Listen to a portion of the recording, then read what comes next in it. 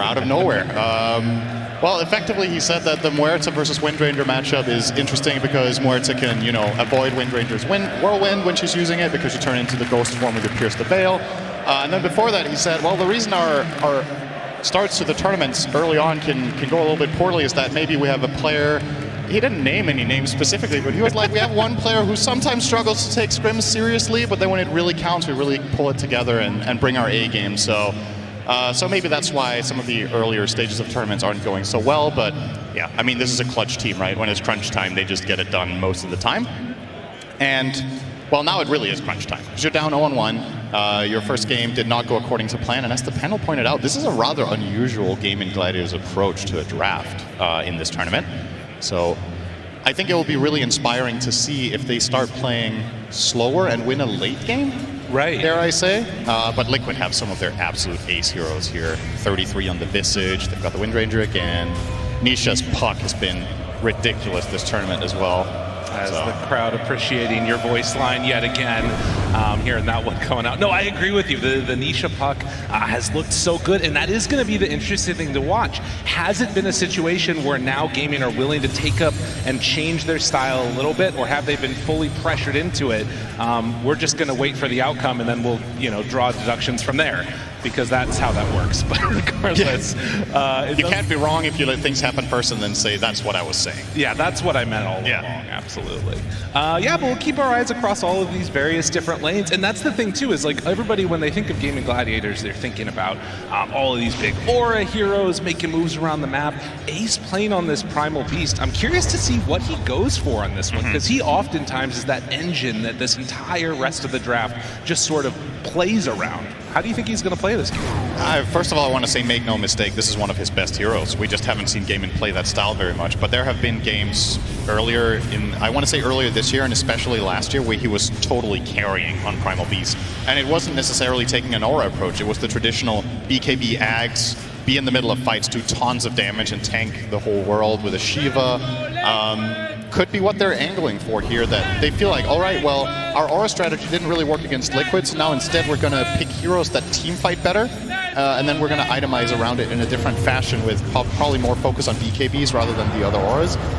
But let's see how the early laning stage goes first and what luxury you have the options of buying. I mean, so far so good, especially in mid. Quinn absolutely handing it to Nisha here, 12-7 against the 5-2 on Puck.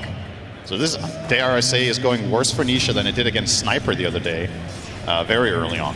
Yeah, this is a dangerous matchup, even later on into the game too, right? Not just the laning stage, but, blink stun at certain points in time, and then you've got the follow-up coming in from the rest of those heroes. Could just be the death of them, as Mickey, pressure on him. Well, I get a little bit of help from the Centaur creep there. That's why they call them neutral creeps. That was just chaotic evil. It just wanted everybody to suffer at the same time, but nobody really reaped the benefits there except everyone watching who got a little cheap laugh out of it. It's like, all things considered, all cores probably not too unhappy here. It's relatively even. Nisha's caught up a little bit now here in mid, but I think you make a good point. In some of the games that we've seen Nisha do incredible things on this Puck, he hasn't necessarily... Oh, hang on, Celery's doing a ton of damage to Boxy. That's a 5-stack. This is getting up there higher and higher. It's only level 1, though.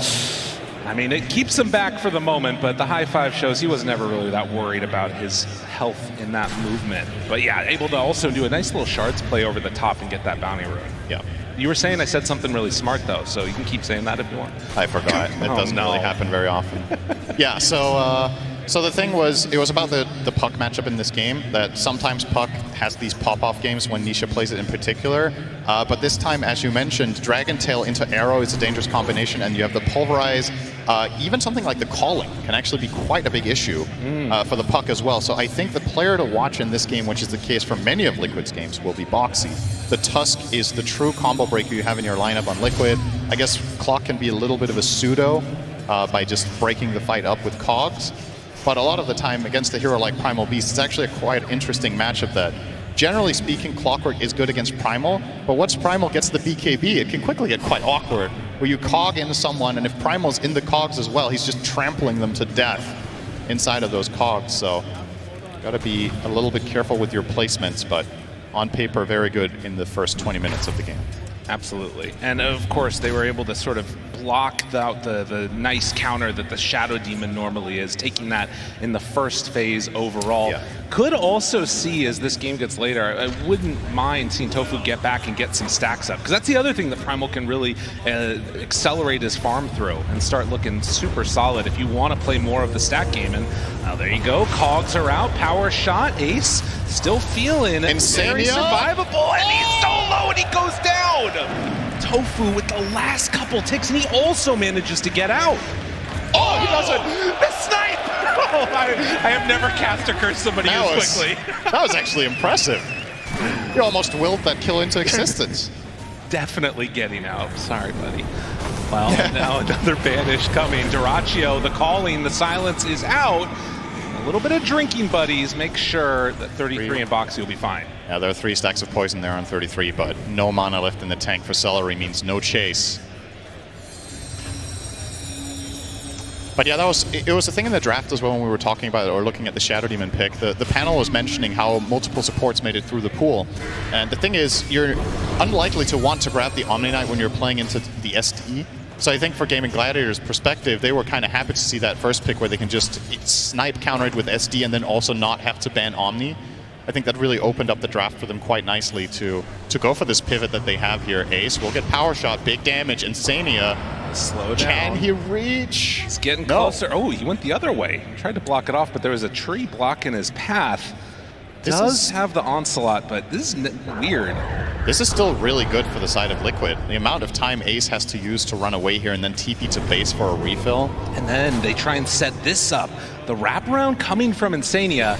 If they can whittle Gaimin down a little bit, they're baiting them out here to the side, snowball forward, and now caught inside the cogs. Do they have enough damage to bring down Celery? Oh, the calling! Stopping that other soul assumption. He finally manages to throw it out, but it's not enough damage. Oh, so, is Boxy gonna die?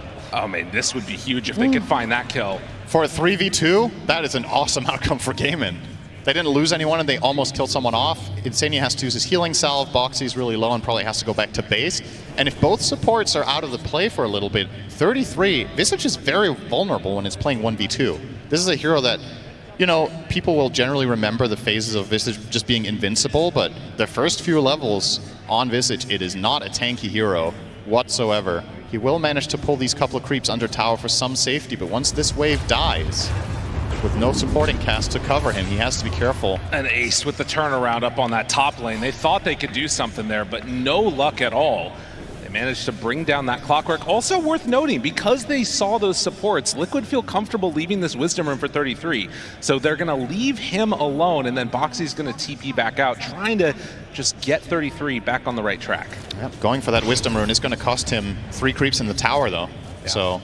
And not only that, now the wave is still back on the enemy side of a lane. So once again, Visage will have to find his way down here alone. Good kill from Liquid. A little bit too greedy from Ace. Yeah, probably wasn't expecting that rotation from the Tusk.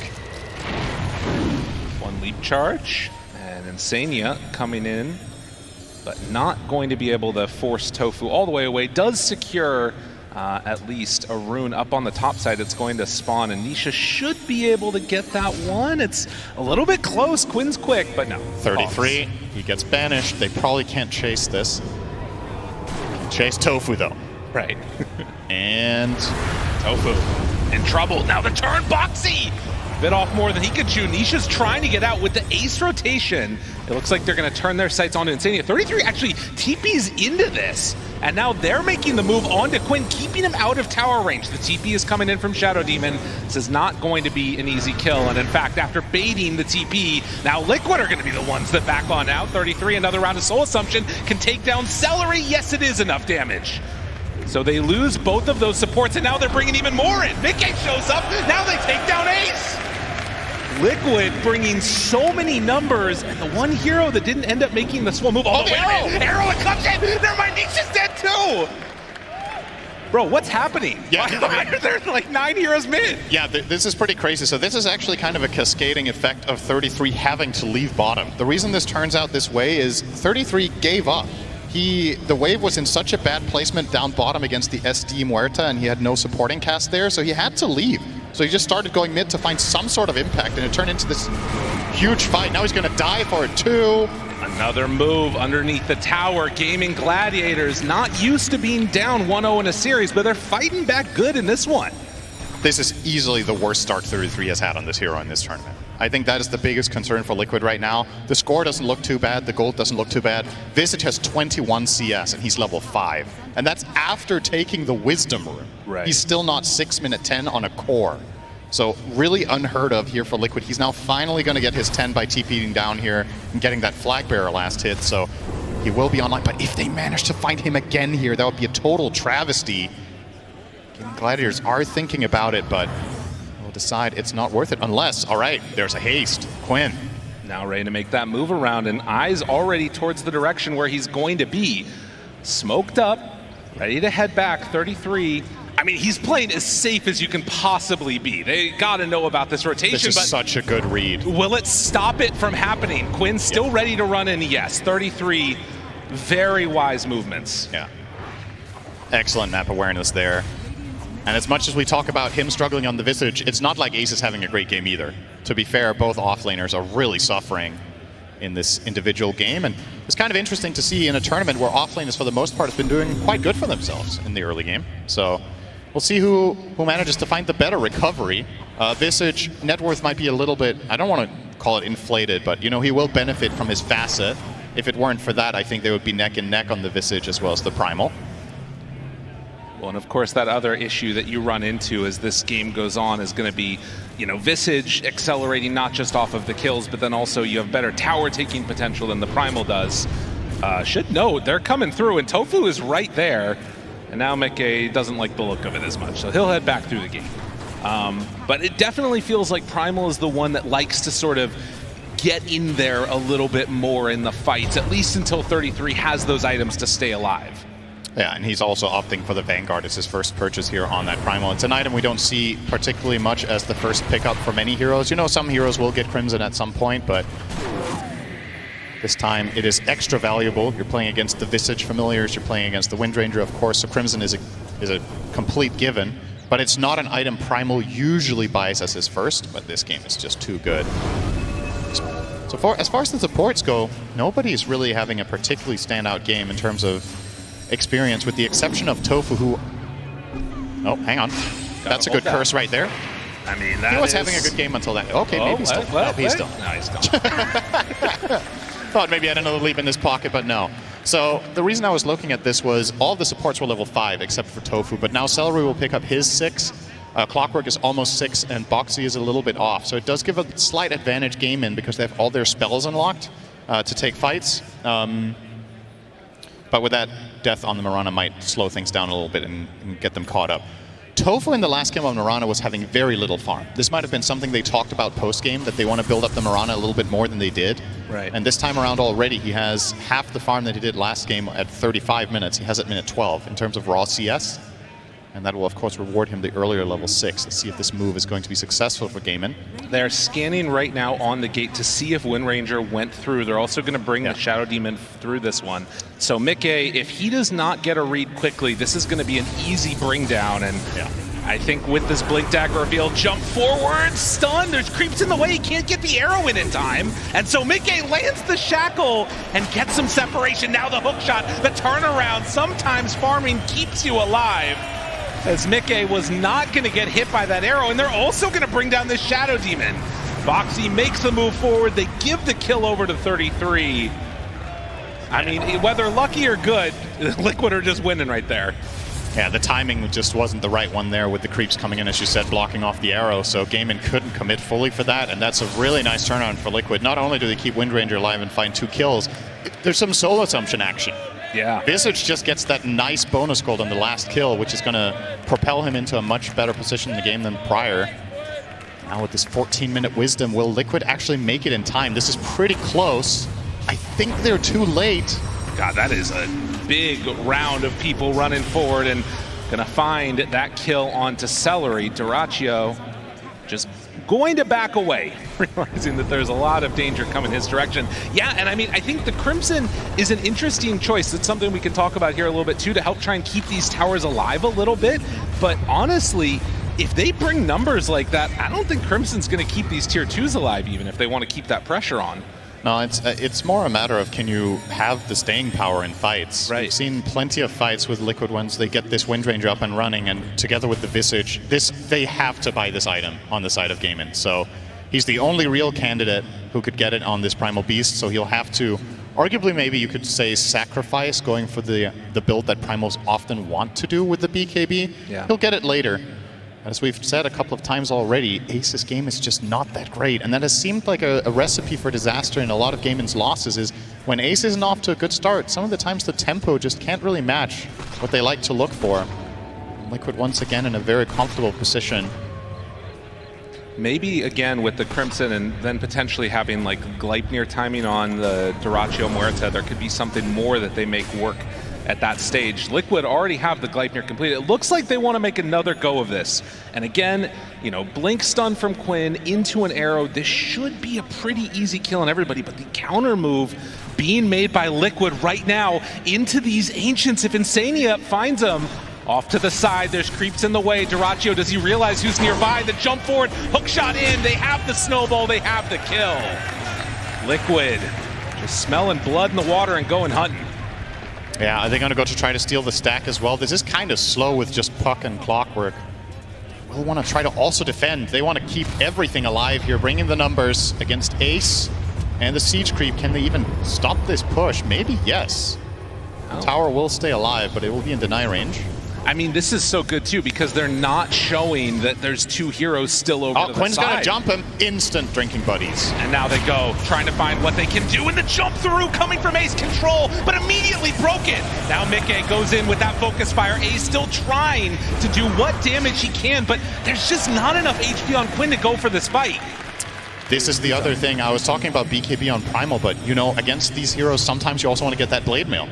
Yeah. And he can't afford to get everything, so he has to make the team decision here of getting the Crimson. That means once he's in the middle of them, they can freely hit him without any repercussions. So Mickey just doing a full-on whirlwind into his face with the Gleipnir, and Ace cannot sustain that amount of damage just yet on that Primal. So he kind of had to go in for that, otherwise the fight would have been even worse. But once again, really, really nice fights from Liquid. I believe, did they get the deny on the tower? No, Quinn did get the last hit on it. Okay. But still. A tough series of events for the side of Gaimin Gladiators, who are now facing a 4K gold lead for Team Liquid, 6-11, 17 minutes in.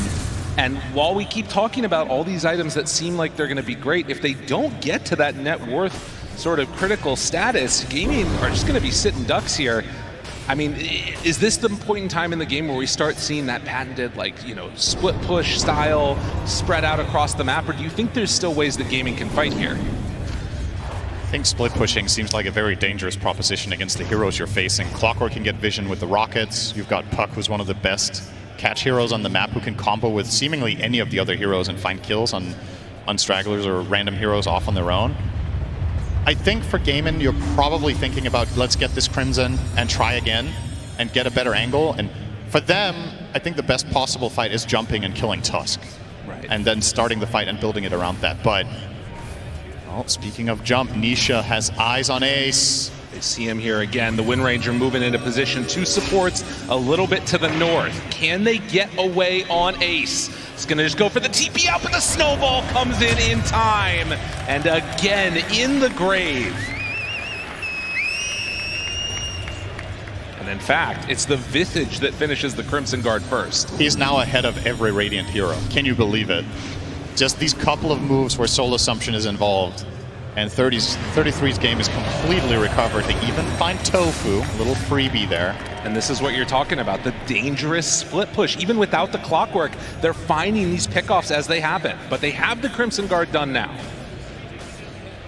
Do they decide to get a group up smoke play and fight together? Do they have enough damage themselves? Right. Well, maybe an opportunity here if you find the Puck with the call. Nisha goes down. Dyrachyo gets the kill. That's what Gaimin Gladiators needed. That's a really big one. Just something to break the map open a little bit, give you some space to get out. Maybe you can snowball off this slightly by at least getting some vision out in the enemy jungle, or counter dewarding something, just, you know, getting a little bit of breathing room, because Liquid have really been running the show for the last 5 to 10 minutes. So Seems like Gaimin have been struggling to find any successful move, but that one did work out. This one-time Tusk was not near Nisha to cover him. And Ace, seeing that there's some Lotuses being taken, is going to go for the hunt now. Finding Boxy would be big, and he goes right on through him. Do they have some help nearby? It does look like it, and yeah, immediately going to be a disruption? Okay. Now, Celery there. They'll find this kill onto Boxy. And again, getting out on the map, helping. Now, does Boxy manage to deny out to Roche? Well, he's trying. Does he get a stomp? Maybe a stomp opportunity? No. Ace kills him off.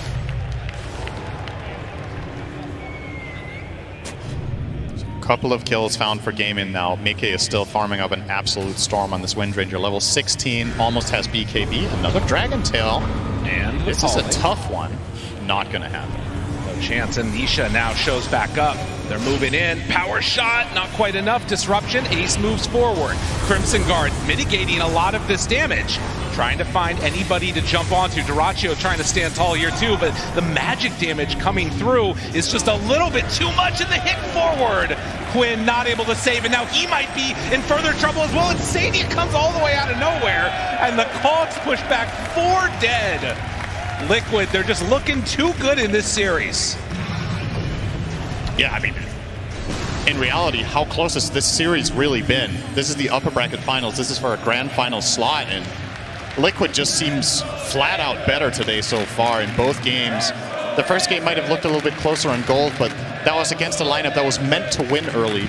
This game, Gaimin Gladiators are meant to play a little bit slower and get towards a close mid game, but because they don't have that early game aggression that they've been successful with in so many of their games this time around, Liquid are kind of just running the show, and they're the ones taking most of the initiative and making successful moves. Oh. So now they are Gaimin, essentially. And what is their backup plan on their side? There's nothing in sight for me that really inspires a lot of confidence that, all right, this item timing for Gaimin is the one to turn things around. Ace is working on a pipe, which is extremely far off. Mirana fell off a cliff after a decent start. Dragon Knight's working on a pike. I feel like a concern for Gaimin is damage once again, similar to the last game. Do you have what it takes to fight through this now extremely tanky Visage and the team around it?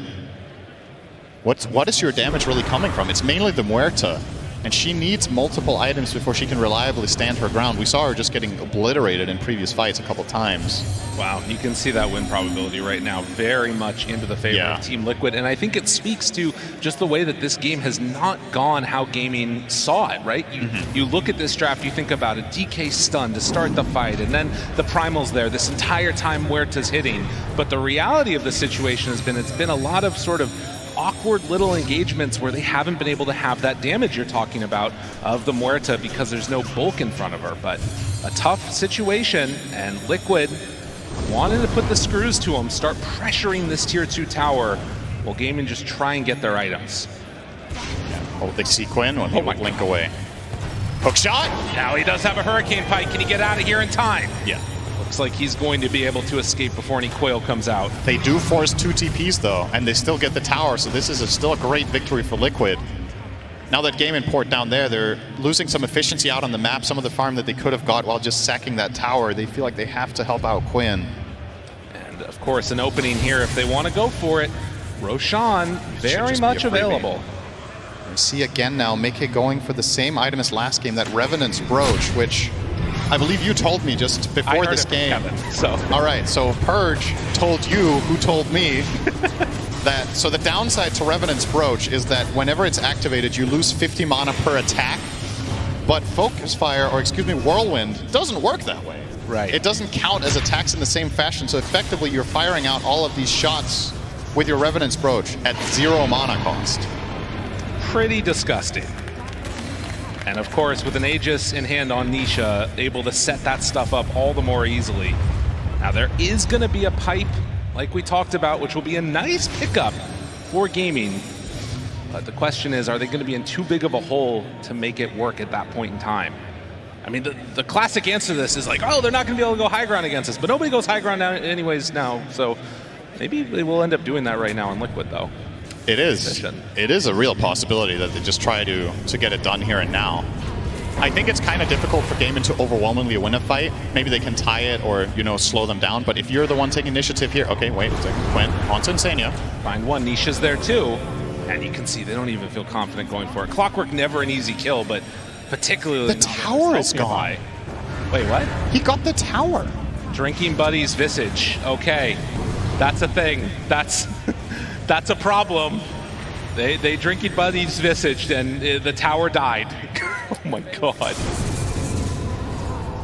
Well, it does have 44 health left on it. Time to deny, maybe? No? I don't know. Very uncomfortable position here for the side of Gaimin.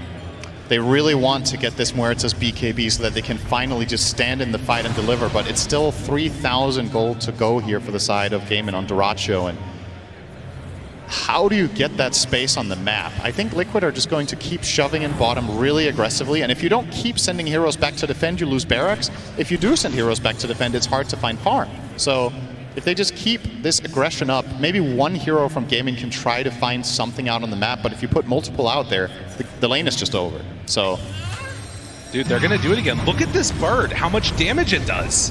This is insane. This is like the Invoker Brewmaster stuff all over again. Yep.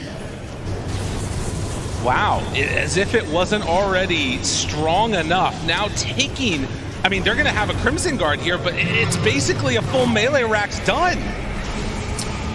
Unreal. I don't really have familiars on my list of personal drinking buddies, but apparently they're great when you want to have a party. You just bring these birds and get the job done. All right, melee Rex down, no defense from the side of Gaimin. And once again, I'm looking toward Duracho to somehow salvage this game for Gaimin if they want to have any hope. The pipe from Ace is up somewhat soon, and that is a big deal for mitigating a lot of that damage coming out from the Liquid side. Puck as well as Windranger, largely magic damage. I mean, that is going to be the question, right? Like, if you're able to mitigate the damage, will Muerta be able to survive long enough to do what they need? Nisha just jumps in and immediately starts to get brought down. He jumped in, he can't get the snowball off. Oh, the calling. Perfect answer to stop that Tusk from saving the puck. Now thinking about going for more. Can they chase down Nisha? Nice This is Gleipnir. a huge gift if Gaimin can find any more heroes at this point. After burning through the ages, they needed something. Ace really wanted to pulverize there onto Nisha, but not possible. The cast time is too long. Puck, obviously, extremely short cast times. Will get out. They do keep... I mean, under these circumstances, this is already a really good result. Because that was a situation where Liquid, with one more good fight, probably just end the game. So they buy themselves some time, and this effectively will buy them at least one item. The pipe will be completed for the next fight. Mirana's BKB will be completed for the next fight. The Muerta BKB is a possibility for the next fight. He's only 1,500 off it now. So that one mistake, if you want to call it that, from Liquid, opens the door a little bit. They're still in a very, very good position, make no mistake, but it does feel like the types of fights that they've handily won the last 10 minutes are not going to be as guaranteed when a couple of items come out on game. And obviously they're still extremely favored, as you can see on the win probability, but a lot of the time that 10% really comes down to, do you have the right items to take the 10% fight or not? And those items are becoming available very soon for Gaimin, so potentially they could stall it out. Right, and as you know, the panel talked about, as we've said multiple times during this as well, this is a lineup from Liquid that wants to be hitting hard right now. Gaimin, we're always trying to buy more time, so anytime you can do that, you're sort of playing into their strategy a little bit more. The question is, are they in too big of a hole at this point where they're no longer able to dig themselves out of it? And we'll have to wait and see. The pipe is done. Also did see a BKB completed on Mirana. Yep. So more ways to keep these heroes alive. And she does deal quite a lot of damage. It's not insignificant how much damage a 4 Mirana deals with just the BKB. You pop the Solar Flare, you get 120 attack speed and damage, and then you just leap in and start killing people. The counterplay that Liquid have isn't 100% reliable against the BKB Mirana, so she will probably be able to output quite a bit more than she has so far in this game.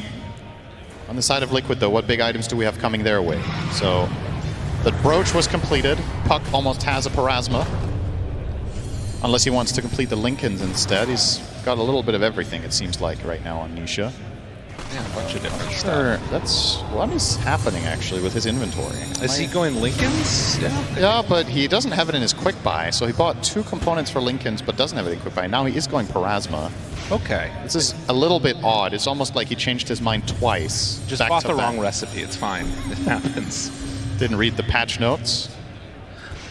Well, we'll see. The courier now coming out to him. And, of course, the other thing to watch for is we saw that AC coming for... Yeah, he has it on... It was on the backpack of the courier. He had a dead courier with that much gold in? Oh, my God. Okay. All right, he's a little bit richer than I was expecting. This wasn't even on my radar that he could have the completed Lincolns plus almost the completed Parasma. All right. That is very good news for Liquid. That is so much better than I was thinking. I mean, he is farmed, but, man... Witchblade, Parasma, Blink, as well as Lincoln's will be completed in just a moment here now, 30 minutes in for Nisha with that dead courier respawning. I mean, yeah, this is the scary thing, right? You're getting Crimsons, you're getting ACs and all that stuff, but you've got a Revenant Spurge, you got Parasma. This is a magic damage lineup, and all you got is the pipe. There it is.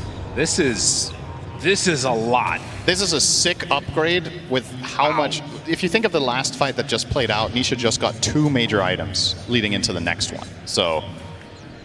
yeah, definitely keep a lookout for the puck to ramp up heavily in the coming fights. DKB from Huerta too, but of course that blink stun from DK won't factor in anymore, but they get the jump on him instead. Misses on the hook shot, and Dyrachyo standing tall. Now Nisha steps forward, knows that there's not much that can kill him. Do they have anything else that they want to throw out right now? There's the shackle shot. They need to keep that Muerta alive. Quinn trying to block damage, but it's not going to happen. Muerta's gone. Ace does not have what it takes to take down the rest of Liquid. They are way too strong, and they bought out for this fight. No buybacks, 4 dead. Liquid, they're ready, they're moving. This game is over. It's just over. Unreal. Well, everybody gets their items, and Liquid say, we're better. Can they do this now? The snowball onto the creeps. They're going to try and end this game right here and right now. Liquid taking the tier 4 tower down, has to jump away on Tofu. Arrows going down, but look at the Drinking Buddy Visage Birds. They're dropping so quickly. Tier 4s are gone. They're not even going to get to respond. Team Liquid closing this one out. GG! Wow. I mean, a lot of people going into today would be like, oh no, it's Gaimin versus Liquid again. Gaimin historically are doing really good in this matchup against Liquid.